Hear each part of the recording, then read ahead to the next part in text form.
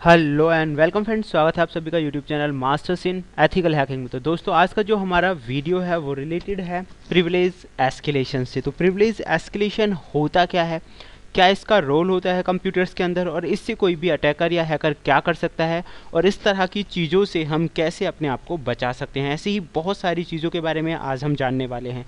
Then friends, अगर मैं बात करूं, आप इस प्रिविलेज एस्केलेशन के बारे में अंदाज़ा सिर्फ इसी बात से लगा सकते हैं कि एक यूज़र को अगर एडमिनिस्ट्रेटर लेवल की परमिशंस दे दी जाएं तो वो क्या कर सकता है। आप अंदाज़ा नहीं लगा सकते कि वो क्या कर सकता है। वो कुछ भी कर सकता है, लाइक कंप्यूटर्स पे अपना पूरा कंट्रोल बना के आपके पूरे डेटा को लीक कर सकता है।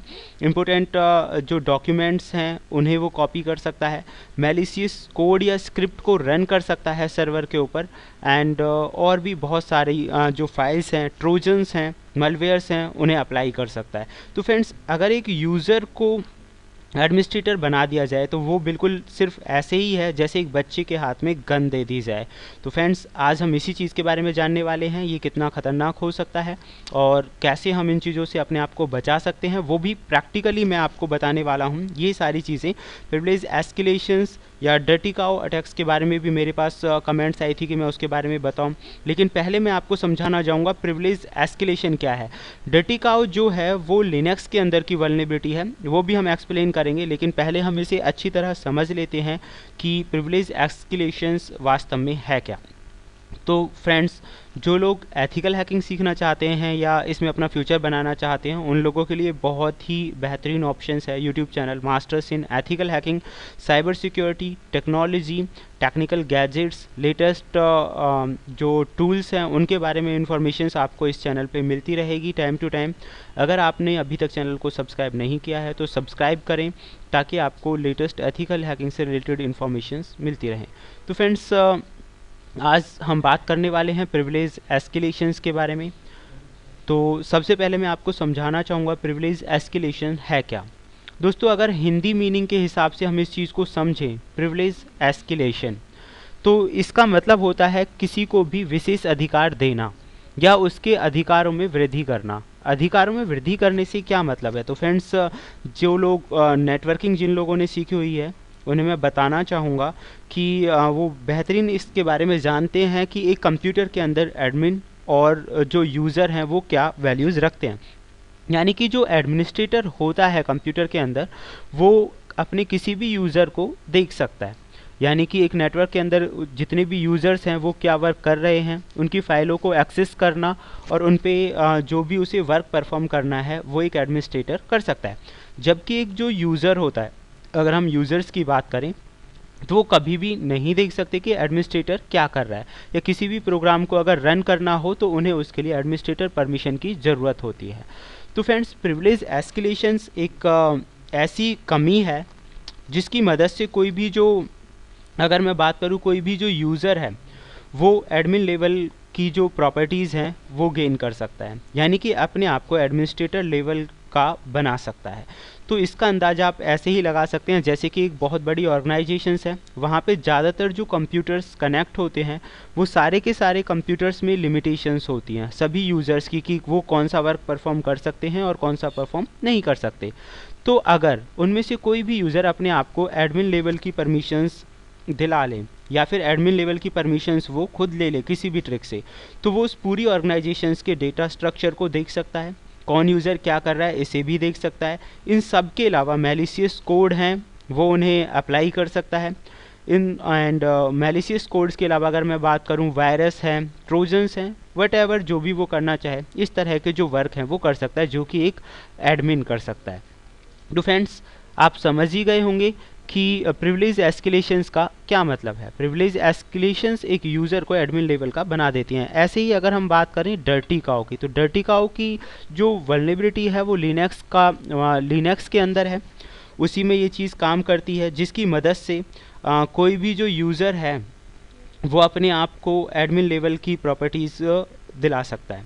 तो फ्रेंड्स, आज हम इस चीज़ को थोड़ा प्रैक्टिकली देखते हैं। उससे पहले मैं आप लोगों को बोलना चाहूँगा कि this tutorial is just for educational purpose. आप इससे समझ सकते हैं, आप अपने कंप्यूटर पे इसे ट्राई कर सकते हैं प्रैक्टिकली समझने के लिए अपनी मशीन्स पर। और इसके साथ साथ हम ये भी जानेंगे कि चेकिंग कैसे करते हैं कि किसी भी मशीन के अंदर ये कमियां हैं या नहीं है, कि प्रिविलेज एस्केलेशन हो सकता है या नहीं हो सकता। तो ऐसी बहुत सारी चीज़ें आज के इस प्रैक्टिकल में हम जानेंगे। उससे पहले फ्रेंड्स पावर सेल के बारे में आपको पता होना चाहिए। Just more important thing is PowerShell.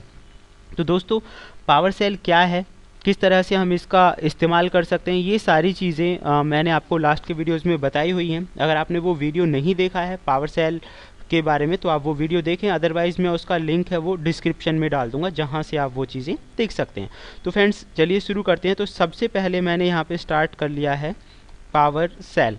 तो जैसे ही आप पावर सेल स्टार्ट करेंगे उसके बाद कुछ कमांड्स हैं उनके बारे में मैं आपको बताना चाहूँगा। And here you can see ये पावर सेल की जो विंडो है वो हमारे पास आ गई है। अब हम सीधा चलते हैं, यहाँ पे मैंने कमांड दी है डेस्कटॉप, तो हम डेस्कटॉप पे चलेंगे। डेस्कटॉप पे फ्रेंड्स एक स्क्रिप्ट है पावर सेल स्क्रिप्ट्स जो कि मैंने पहले से ही सेव की हुई है। वो स्क्रिप्ट आपको गिटहब से भी मिल जाएगी, इसके अलावा उसका लिंक डिस्क्रिप्शन में मैं डाल दूंगा। उससे पहले हम समझते हैं कि उस स्क्रिप्ट के अंदर क्या चीज़ें हैं, उस स्क्रिप्ट की मदद से कोई भी पर्सन क्या कर सकता है। तो फ्रेंड्स ये थोड़ा हम देख लेते हैं। तो यहाँ आप देख सकते हैं वो पावर एक्सप्लॉइट मास्टर मैंने यहाँ पे किया हुआ है, उसकी मदद से कोई भी अटैकर क्या कर सकता है। सबसे पहले आप ये देखिए एंटीवायरस बाईपास, यानी कि इसकी मदद से वो एंटीवायरस बाईपास कर सकता है, जो कि बहुत इंपॉर्टेंट चीज़ होती है क्योंकि एंटीवायरस ही वायरसेस को कैच करता है, ट्रोजन्स को कैच करता है। अगर वो इसे बाईपास करने में सफल हो गया तो वो कुछ भी कर सकता है। देन सेकेंड फ्रेंड्स इसके अंदर देखिए कोड एग्जीक्यूशन, कोड को एग्जीक्यूट करा सकता है। अलग अलग तरह के इसमें कोड्स हैं जिन्हें वो एग्जीक्यूट करा सकता है, डेमो भी हैं इसके अंदर। तो मैं आपको बताना चाहूँगा ये वास्तविक एक्सप्लॉइट नहीं है, जस्ट पावर एक्सप्लॉइट्स है। And as a script POC script हम इसे बोल सकते हैं, जस्ट फॉर टेस्टिंग पर्पस, सिर्फ इसलिए कि मैं आपको वो प्रैक्टिकल करके दिखा सकूं। उसके बाद आप देख सकते हैं एक्स फिल्ट्रेशन, यहाँ पे लॉगिन यूज़र की इन्फॉर्मेशन आपको मिल जाएगी, उसके पासवर्ड्स हैं, इवन पासवर्ड के साथ साथ की स्ट्रोक, तो जो भी की वो प्रेस कर रहा है उनकी इन्फॉर्मेशन आप तक पहुंच जाएगी। ऐसी बहुत सारी इन्फॉर्मेशन आपको इस पैकेज के अंदर मिलेगी। इसका जो लिंक है वो मैं डिस्क्रिप्शन में डाल दूंगा कि ये आपको कहां से डाउनलोड करना है। इसके अलावा आप यहां देख सकते हैं प्रिवसेक्स, जो कि हमारी विंडोज़ के अंदर की जो कमियां हैं या पैचिंग की कोई प्रॉब्लम है उन सारी चीज़ों को ये हमें शो करता है। तो मैंने इसमें से सिर्फ एक फ़ाइल को मैं आपको एग्जीक्यूट करके दिखाता हूँ। हम यूज़ करेंगे पावर अप का। तो फ्रेंड्स इस फाइल को आपको कॉपी कर लेना है, अलग से आप रख लीजिए या फिर इसी लोकेशन से भी आप इस्तेमाल कर सकते हैं। तो मैं आपको ये यूज़ करके बताऊंगा कि फ़िलहाल एज ए यूज़र हम इसे चला रहे हैं।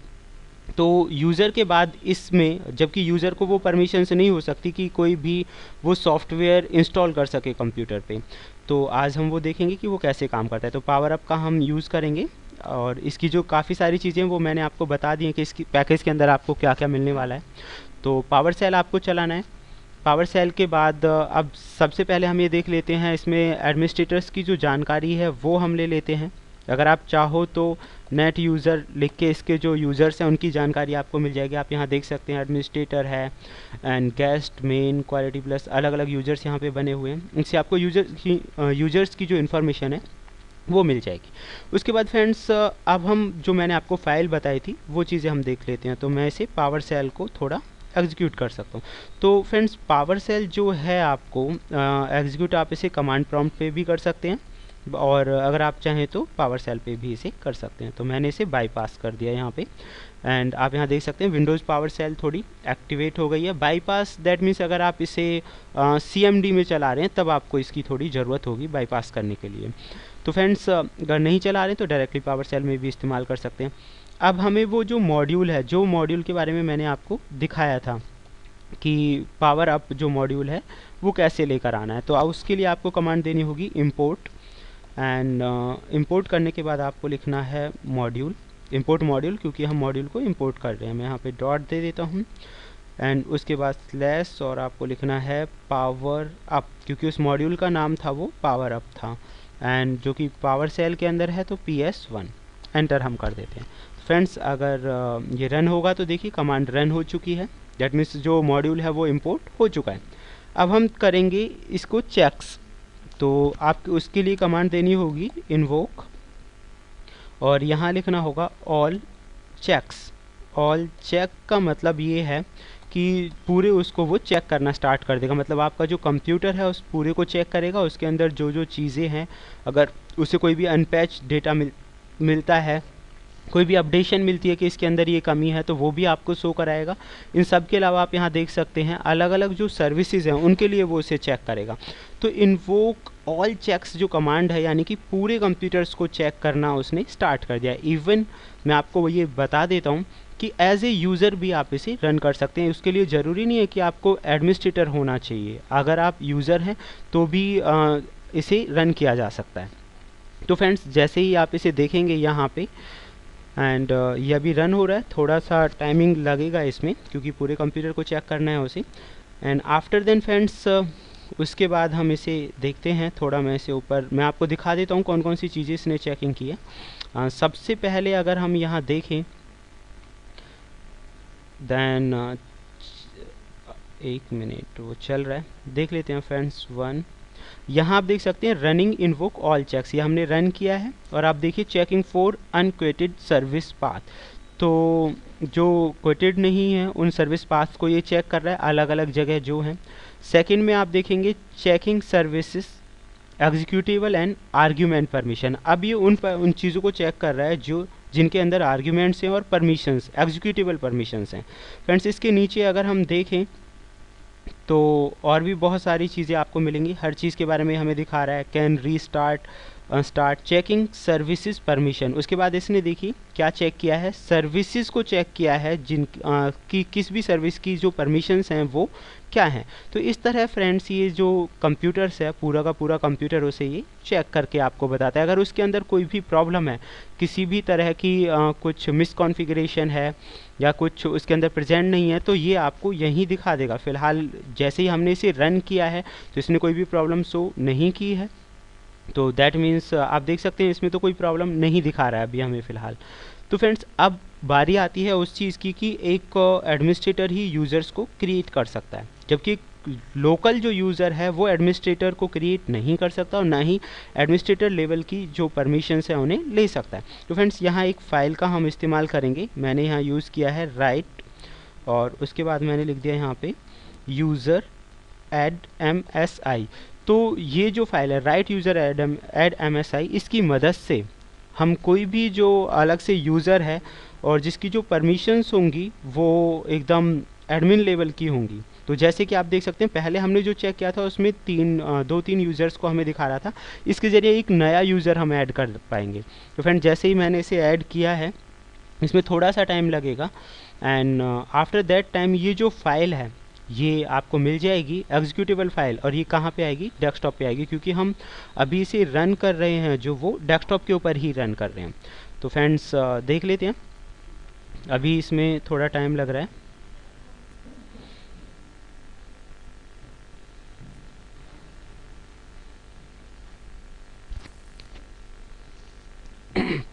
चलिए मैं थोड़ा इसे पॉज कर लेता हूँ ताकि ज़्यादा टाइम कंज्यूमिंग ना हो।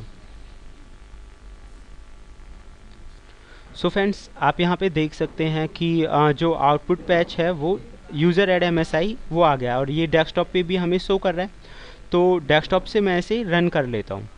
रन करने के बाद आप देखेंगे इसमें आपको मिल जाएगा, आप देख सकते हैं यूज़र नेम बैकडोर। तो बैकडोर के नाम से आपको एक यूज़र मिल गया है, उसका पासवर्ड इसमें दिखा रखा है, ग्रुप दिखा रखा है एडमिनिस्ट्रेटर्स। तो फ्रेंड्स, एडमिनिस्ट्रेटर्स नाम से जो यहाँ पे ग्रुप ऑलरेडी जो यूज़र है वो आप क्रिएट कर पाएंगे। तो मैं इसे क्रिएट कर देता हूँ। आफ्टर द क्रिएशन फ्रेंड्स, अब हम चेक करते हैं कि हमारे पास कितने यूज़र हैं। जैसा कि मैंने पहले आपको बताया कि हमारे पास लास्ट टाइम जो यूज़र्स थे वो 2-3 ही थे। और अब हम चेक करते हैं। अब मैंने लिखा यहाँ पे नेट यूज़र, और उसके बाद मुझे लिखना है, सबसे पहले हम नेट यूज़र से चेक कर लेते हैं।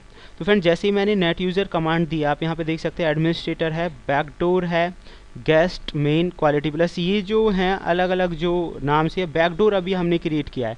तो फ्रेंड्स, ये यहाँ पे बन चुका है। अच्छा, अब बात ये आती है कि एडमिनिस्ट्रेटर लेवल की परमिशन है या नहीं है। आप अपने पीसी को लॉग ऑफ कीजिए, आपको एक और यूज़र मिलेगा जिसके अंदर जो प्रॉपर्टीज़ होंगी वो एकदम एडमिनिस्ट्रेटर लेवल की होंगी। तो फ्रेंड्स, ये था हमारा आज का प्रैक्टिकल वीडियो। लास्ट टाइम मेरे पास क्वेश्चंस थे कि हमें प्रिविलेज एस्केलेशंस के बारे में बताएं, डर्टी काउ के बारे में बताएं। अभी मैंने डर्टी काउ के बारे में तो नहीं बताया, लेकिन प्रिविलेज एस्केलेशंस आपको बताया। होप सो ये आपको पसंद आया होगा, और अगर आप चाहते हैं ऐसी ही बेहतरीन इन्फॉर्मेशन आपको मिलती रहे तो प्लीज़ जुड़े रहिए YouTube channel Masters in Ethical Hacking से। Thank you, good bye.